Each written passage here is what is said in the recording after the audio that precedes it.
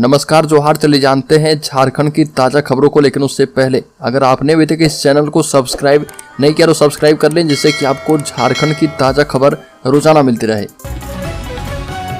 सबसे पहली खबर, मुख्यमंत्री हेमंत सोरेन से ईडी की पूछताछ बढ़ाई गई है। मुख्यमंत्री आवास की सुरक्षा और हलचल भी तेज है। झारखंड में कथित भूमि घोटाले से जुड़े धन शोधन मामले में ईडी के अधिकारी के द्वारा मुख्यमंत्री हेमंत सोरेन से पूछताछ किए जाने से पहले मुख्यमंत्री आवास और संघीय एजेंसी के आंचलिक कार्यालय के आसपास सुरक्षा बढ़ा दी गई है। ईडी के अधिकारी मामले में पूछताछ के लिए दोपहर को मुख्यमंत्री आवास जाने वाले हैं। इससे पहले ईडी दफ्तर और मुख्यमंत्री आवास के बाहर अवरोधक लगाए गए हैं और राज्य के वरिष्ठ पुलिस अधीक्षक चंदन कुमार सिन्हा ने बताया कि 1000 से भी अधिक सुरक्षाकर्मी तैनात किए गए हैं।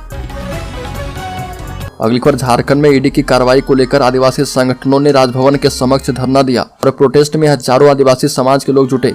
पारंपरिक वेशभूषा, ढोल नगाड़ा, तीर धनुष के साथ समाज के लोगों ने मोरहाबादी मैदान से पैदल मार्च करते हुए राजभवन पहुंचकर प्रोटेस्ट किया और प्रोटेस्ट के दौरान समाज के लोगों ने हाथों में सरना झंडा एवं केंद्र सरकार होश में आओ के पोस्टर लिए हुए थे। प्रोटेस्ट के दौरान केंद्रीय सरना समिति के अध्यक्ष अजय तिर्की ने कहा कि एक आदिवासी मुख्यमंत्री को जानबूझकर परेशान किया जा रहा। अगली खबर, लोकसभा चुनाव को लेकर झारखंड में आरजेडी का महामंथन, आज जुटेंगे पार्टी के दिग्गज नेता। बता दें कि राजद झारखंड के प्रदेश कार्यालय में सुबह 11 बजे से पार्टी के राज्य कार्यकारिणी की बैठक बुलाई गई है और बैठक के बाद राजद मिलन समारोह होगा, जिसमें अन्य दल के सैकड़ों नेता कार्यकर्ता राजद की सदस्यता ग्रहण करेंगे और बैठक की अध्यक्षता प्रदेश अध्यक्ष संजय सिंह यादव करेंगे। एक और बड़ी खबर, अयोध्या में रामलला की प्राण प्रतिष्ठा को लेकर झारखंड में 3500 अतिरिक्त फोर्स किए गए तैनात। अयोध्या में 22 जनवरी को रामलला की प्राण प्रतिष्ठा को लेकर झारखंड के विभिन्न जिलों में भी कई तरह के कार्यक्रम हो रहे। इसके मद्देनजर राज्य भर में 3500 अतिरिक्त फोर्स की तैनाती की जा रही है। संवेदनशील इलाकों में सुरक्षा के दृष्टिकोण से अधिक संख्या में लाठी बल के अलावा सशस्त्र बलों की तैनाती की गई है।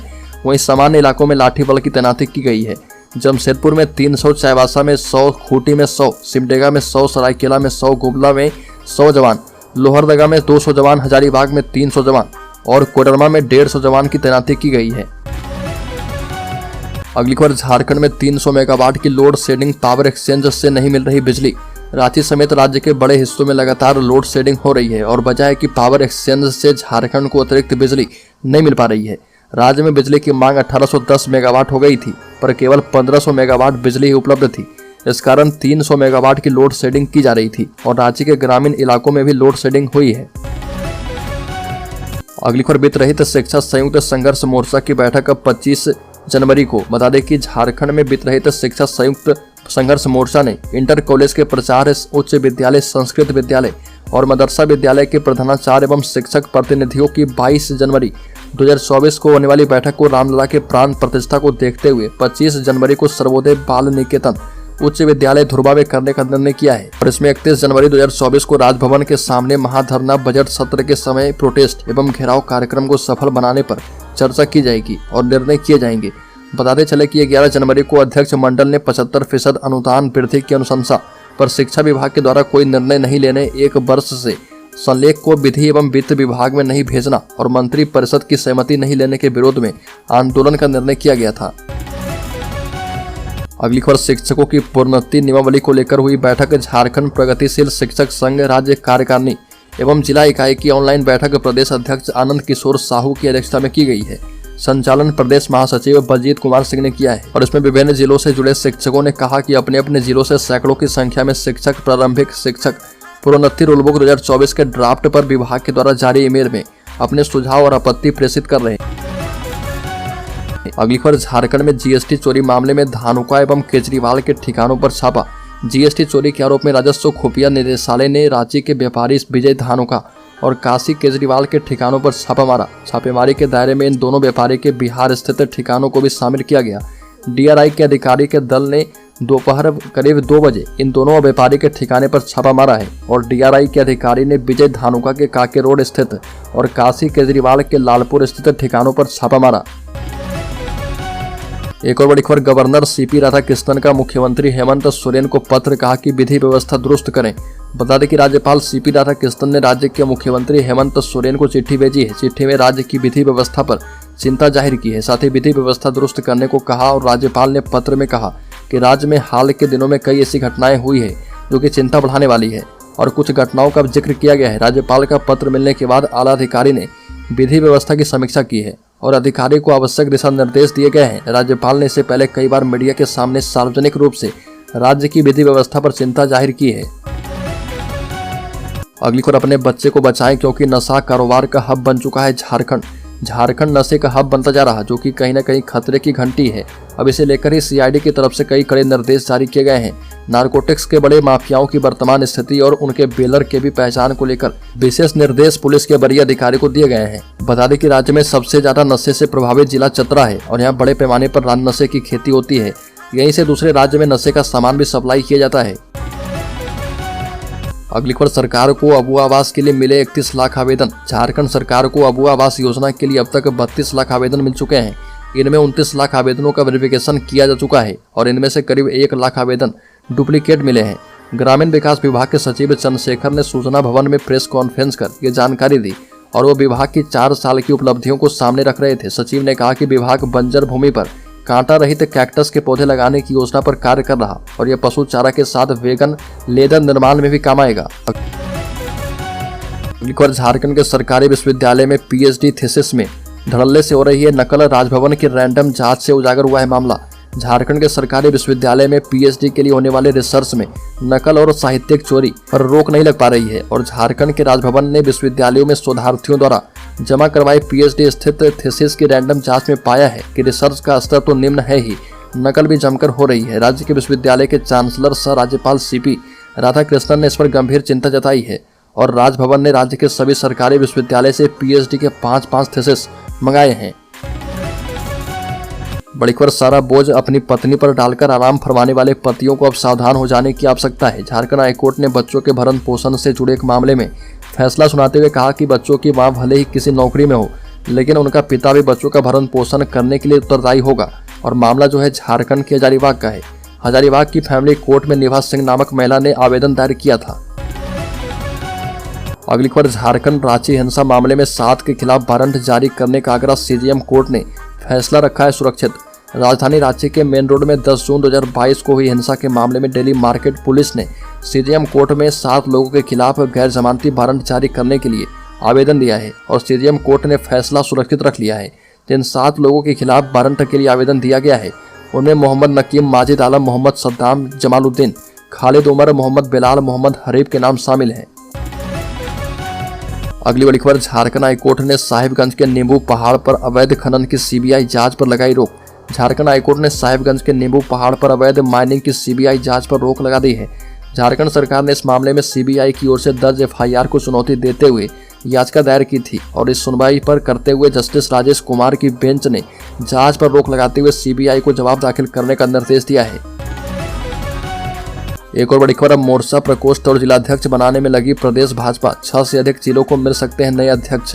भारतीय जनता पार्टी प्रदेश कमेटी के गठन के बाद नेतृत्व व विभिन्न मोर्चे और प्रकोष्ठों के गठन की कवायद में लग गया है। बोकारो, पाकुड़, देवघर समेत 8 जिले में नए अध्यक्ष बनाए जाने हैं और जिन कार्यकर्ताओं या फिर नेताओं को प्रदेश की मुख्य कमेटी में स्थान नहीं मिल पाया उन्हें मोर्चा प्रकोष्ठ में जगह देने की कोशिश हो रही है। लोकसभा चुनाव की घोषणा से पहले पार्टी प्रदेश में सांगठनिक ढांचे के तैयार कर लेगी और ऐसा कार्यकर्ताओं को उम्मीद है। एक और बड़ी खबर, झारखंड हाईकोर्ट में राज्य सरकार की बड़ी जीत। शिक्षकों के समायोजन मामले में एकल पीठ का आदेश निरस्त किया गया। झारखंड हाईकोर्ट ने प्रोजेक्ट बालिका हाई स्कूल के शिक्षकों एवं कर्मचारियों के सेवा समायोजन एवं बकाया वेतन के मामले में राज्य सरकार की ओर से दायर 126 अपील याचिकाओं पर फैसला सुना दिया है।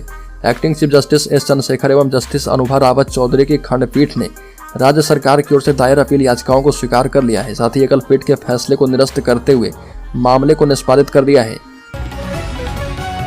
बड़ी खबर, सीएम हेमंत सोरेन से पूछताछ से पहले आदिवासी संगठनों का विरोध प्रदर्शन। कहा कि ईडी जो कर रहा है एक तरफा कार्रवाई उसे कहा जाता है। झारखंड के विभिन्न आदिवासी संगठनों ने ईडी की कार्रवाई के प्रति भारी नाराजगी जताई है। इसके खिलाफ मोराबादी मैदान स्थित ऑक्सीजन पार्क से विरोध मार्च निकाला गया। विरोध मार्च में शामिल लोग विभिन्न मार्गों से होते हुए राजभवन के समक्ष पहुंचे और जहां लोगों ने धरना दिया। धरने को आदिवासी समेत विभिन्न संगठनों के प्रतिनिधियों ने संबोधित किया। अगली खबर, परीक्षा में कदाचार करने पर जिंदगी हो जाएगी बर्बाद, कड़ा कानून लागू। जेपीएससी ने अभ्यर्थी को किया है सचेत। प्रतियोगिता परीक्षाओं में कदाचार रोकने वाला कड़ा कानून झारखंड में प्रतियोगी परीक्षाओं में अनुचित साधनों के प्रयोग के रोकथाम एवं निवारण अधिनियम लागू हो चुका है। झारखंड लोक सेवा आयोग ने 21 जनवरी को आयोजित होने वाली झारखंड संयुक्त असैनिक सेवा प्रतियोगिता बैकलॉग प्रारंभिक परीक्षा में इस कानून को सख्ती से लागू करने को लेकर अभ्यर्थी को सचेत कर दिया है, साथ ही एवं किसी प्रकार के कदाचार से बचने का सुझाव दिया है। और बता दें कि आयोग के मुताबिक झारखंड में प्रतियोगी परीक्षाओं में अनुचित साधनों के प्रयोग के रोकथाम एवं निवारण के लिए राज्य स्तर पर कठोर दंडात्मक कार्रवाई सुनिश्चित की गई है और इसके तहत कदाचार करते पकड़े जाने पर 3 वर्ष से 10 वर्ष तक का कारावास एवं 5 लाख से 10 करोड़ तक के जुर्माने का प्रावधान किया गया है। अगली खबर, राज्य में 7 लाख अवैध भवन नियमित किए जाएंगे। बता दें कि झारखंड के शहरी निकाय में अवैध नक्शे पर बने 7 लाख से भी अधिक मकानों को नियमित करने की योजना का फाइनल ड्राफ्ट तैयार हो चुका है। ड्राफ्ट तैयार करने के लिए बनी कमेटी ने उड़ीसा, मध्य प्रदेश और तेलंगाना राज्य के मॉडल का अध्ययन करके और राज्य के स्टेक होल्डर्स से मिले सुझाव के आधार पर योजना का फाइनल ड्राफ्ट तैयार करके विधि परामर्श के लिए फाइल विधि विभाग को भेज दी है और वहां से फाइल लौटने के बाद कैबिनेट को भेजी जाएगी। उम्मीद है कि जल्दी से कैबिनेट की मंजूरी मिल जाएगी और इसके बाद राज्य के विभिन्न शहरी निकाय में बने अवैध मकानों के नियमित होने का रास्ता जो है साफ हो जाएगा। अगली खबर, झारखंड कर्मचारी चयन आयोग करेगा कांस्टेबल के 4,919 पदों पर बहाली।